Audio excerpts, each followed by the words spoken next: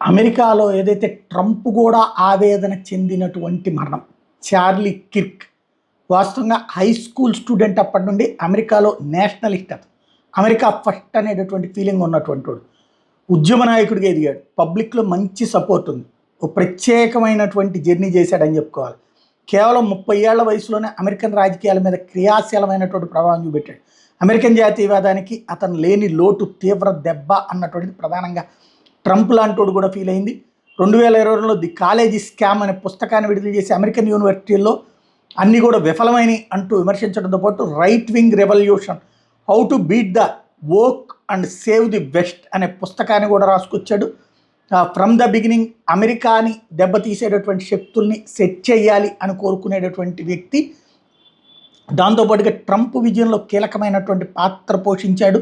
పబ్లిక్లో ట్రంప్ తరపున మాట్లాడడంలో కీలకమైనటువంటి పాత్ర కూడా పోషించాడు. 2016 అధ్యక్ష ఎన్నికలప్పుడు చార్లీకి డొనాల్డ్ ట్రంప్కి మద్దతు తెలుపుతూ అప్పట్లో టీపీయూఎస్ఏని మేక్ అమెరికా గ్రేట్ అగైన్ అనేటటువంటి ఉద్యమంతో తన సంస్థని మార్చుకొచ్చాడు. రిపబ్లికన్ నేషనల్ కన్వెన్షన్లో మాట్లాడాడు.